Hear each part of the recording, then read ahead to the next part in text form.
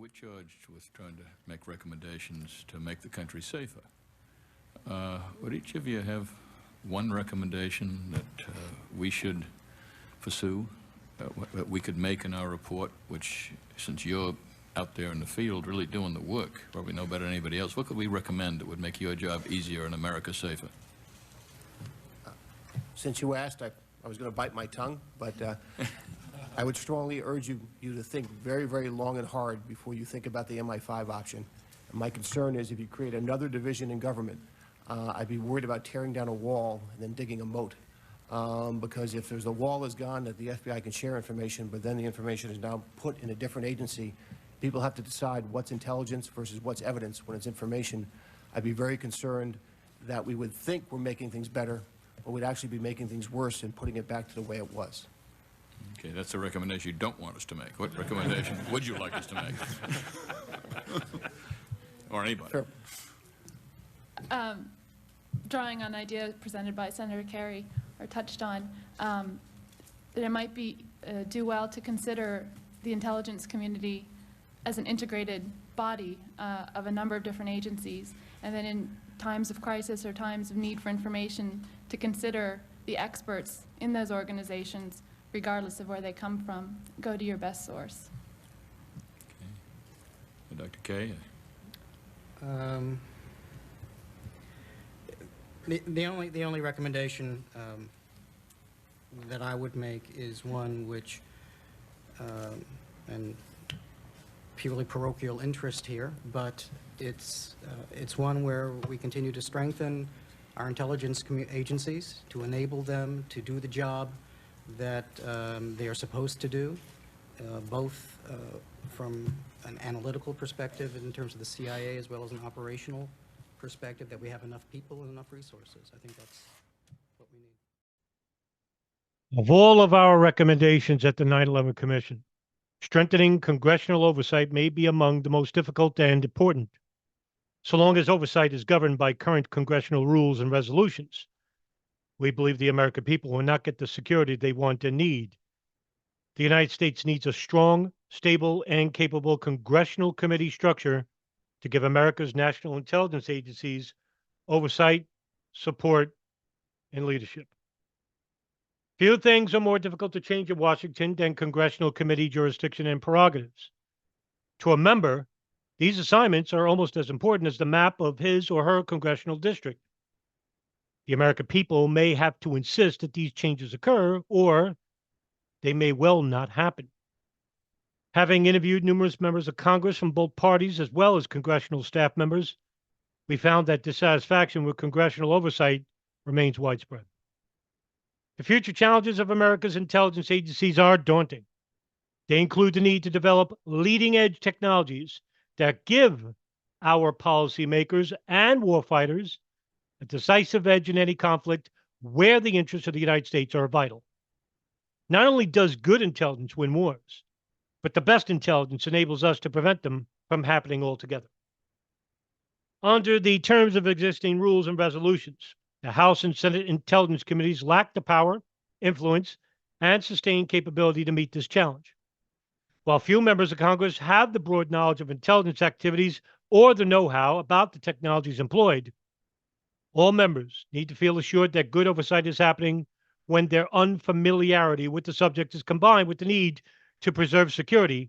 A mandate emerges for substantial change. Now, I'm going to stop the chapter reading there because this is a huge contradiction that's written in the 9/11 Commission report in this chapter regarding not only does good intelligence win wars, but the best intelligence enables us to prevent them from happening altogether. Meanwhile, you had faulty intelligence, outright false intelligence, that basically led to the invasion of Iraq in 2003. For example, a meeting with Mohammed Atta, the lead hijacker of the September 11th planes operation, the man who allegedly crashed American Airlines 11 into the North Tower, basically met with Polish intelligence officials receiving anthrax or a spy of some sort. And this came from Israel. Israeli intelligence. This meeting never took place. Secondly, the torture of radical Sheikh Ibn al-Libi in Egypt under the authorization of the CIA, where he gave false information about al-Qaeda and Iraqi officials procuring chemical and biological weapons. That information was sent from the CIA to the Secretary of State, Colin Powell, who took that information and went to the United Nations Security Council, where they approved for the U.S. coalition military invasion of Iraq.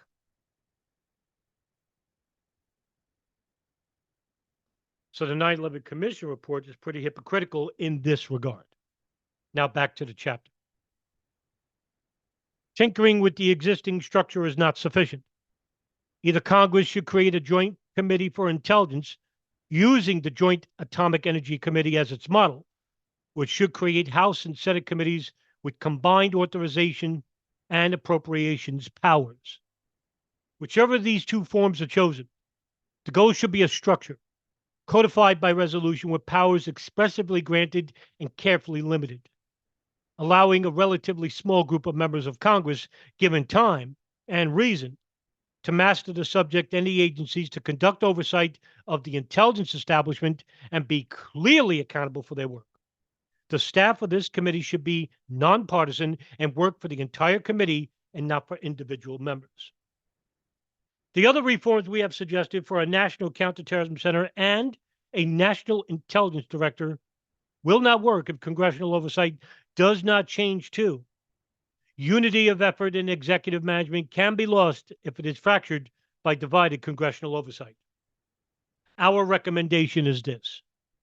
Congressional oversight for intelligence and counterterrorism is now dysfunctional. Congress should address this problem. We have considered various alternatives. A joint committee on the old model of the Joint Committee on Atomic Energy is one. A single committee in each House of Congress, combining authorizing and appropriate authorities, is another. 1. The new committee or committees should conduct continuing studies of the activities of the intelligence agencies and report problems relating to the development and use of intelligence to all members of the House and Senate. 2. We have already recommended that the total level of funding for intelligence be made public and that the National Intelligence Program be appropriated to the National Intelligence Director, not to the Secretary of Defense. 3. We also recommend that the Intelligence Committee should have a subcommittee specifically dedicated to oversight, freed from the consuming responsibility of working on the budget. 4. The resolution creating the new Intelligence Committee structure should grant subpoena authority to the committee or committees. The majority's party's representation on this committee should never exceed the minority's representation by more than one. 5. 4 of the members appointed to this committee or committees should be a member who also serves on each of the following additional committees: the Armed Services, Judiciary, Foreign Affairs, and the Defense Appropriations Subcommittee. In this way, the other major congressional interests can be brought together in the new committee's work. 6.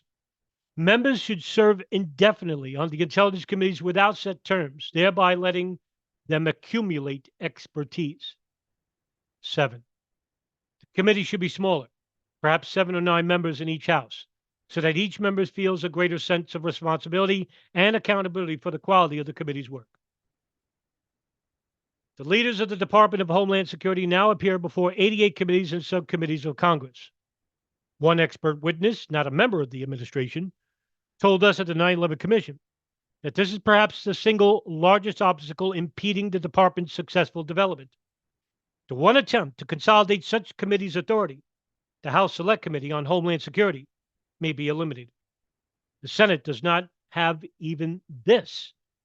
Congress needs to establish for the Department of Homeland Security the kind of clear authority and responsibility that exists to enable the Justice Department to deal with the crime and the Defense Department to deal with threats to national security. Through not more than one authorizing committee and one appropriating subcommittee in each House, Congress should be able to ask the Secretary of Homeland Security whether he or she has the resources to provide reasonable security against major terrorist acts within the United States, to hold the Secretary accountable for the department's performance. We at the 9/11 Commission recommend this: that Congress should create a single principal point of oversight and review for Homeland Security, that congressional leaders are at best able to judge what a committee should have jurisdiction over this department and its duties. But we also believe that Congress does have the obligation to choose one in the House, one in the Senate, and that this committee should be a permanent standing committee with a nonpartisan staff. We described the transition of 2000-2001. Beyond the policy issues we described, the new administration did not have its deputy cabinet officers in place until the spring of 2001, and the critical sub-cabinet officials were not confirmed until the summer, if then. In other words, the new administration, like others before, did not have its team on the job until at least 6 months after it took office. We recommend the following. Since a catastrophic attack could occur with little or no notice, we should minimize as much as possible the disruption of national security policymaking during the change of administrations by accelerating the process for national security appointments. We think the process could be improved significantly so transitions can work more effectively and allow new officials to assume their responsibilities as quickly as possible. We recommend the following. 1. Before the election, candidates should submit the names of selected members of their prospective transition teams to the FBI so that, if necessary, those team members can obtain security clearances immediately after the election is over. 2. A president-elect should submit lists of possible candidates for national security positions to begin obtaining security clearances immediately after the election so that their background investigations can be complete before January 20th. 3. A single federal agency should be responsible for providing and maintaining security clearances, ensuring uniform standing, including uniform security questionnaires and financial report requirements, and maintaining a single database. This agency can also be responsible for administering polygraph tests on behalf of organizations that require them. 4. A president-elect should submit the nominations of the entire new national security team through the level of Undersecretary of Cabinet Departments, not later than January 20th. The Senate, in return, should adopt special rules requiring hearings and votes to confirm or reject national security nominees within 30 days of their submission. The Senate should not require confirmation of such extensive employees below executive level 3. And 5. The outgoing administration should provide the president-elect as soon as possible after Election Day with a classified, compartmented list that catalogs specific operational threats to national security, major military or covert operations, and pending decisions on the possible use of force. Such a document could provide both notice and a checklist, inviting a president-elect to inquire and learn more.